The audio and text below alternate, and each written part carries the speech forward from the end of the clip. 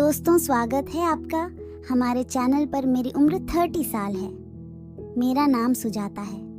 मैं बहुत ही खूबसूरत औरत हूँ। अभी तक मुझे कोई बच्चा भी नहीं हुआ था। मैं ससुराल में रहती हूँ। मेरे पति कनाडा में रहते हैं और मैं लखनऊ में अपने सास और ससुर के साथ रहती हूँ। पति के बगैर आपको भी पता है कोई जिंदगी नहीं होती है। मेरे भाई के साथ एक दोस्त की तरह संबंध था, पर हर रिश्ता पवित्र था। मैं ही भी नहीं कहूँगी कि मेरे मन में या उसके मन में कभी कोई बात थी।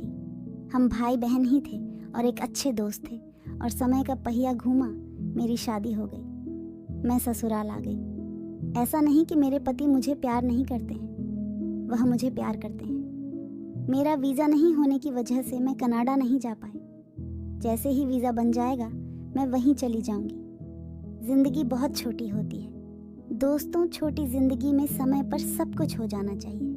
कई बार जिंदगी जीने के लिए जो कुछ भी करना है इंसान को कर लेना चाहिए।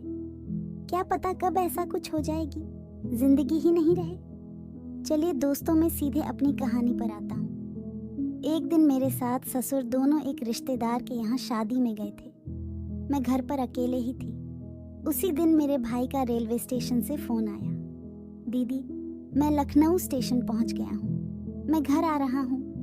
मैंने उसको पूछा कि तुम लखनऊ तक पहुंच गए और मुझे फ़ोन नहीं किया, और तुम यहाँ कर फ़ोन कर रहे हो। उसने कहा, मैं आपको सरप्राइज़ देना चाह रहा था, इस वजह से मैं लखनऊ पहुंचकर फ़ोन किया। दोस्तों, जब मेरे भाई का फ़ोन आया था तब मैं एक भाई बहन की कहानी पढ़ रही थी। मैं अपने आप को अकेला महसूस कर रही थी। कहानी को पढ़कर मेरा जिस्म झूम उठा था। मैं भाई से ढेर सारी बातें करूंगी और मैं हद से आगे भी जाने को तो पहले से ही सोच ली थी। मुझे अपने भाई बहन रिश्ते की परवाह नहीं थी। यही सब सोच रही थी कि तभी दरवाजे की घंटी बजी, में दौड़ कर गई। दरवाज़ा खोली, मेरा भाई सामने खड़ा था। मैं तुरंत ही उसे अंदर बुलाया और अंदर आते ही सबसे पहले उसने यही पूछा कि मम्मी पापा नहीं देख रहे हैं। मैं बता दिया, पर दोनों कुछ दिनों के लिए रिश्तेदार के यहाँ गए हैं। मैं उसको अपने गले से लगा लिया।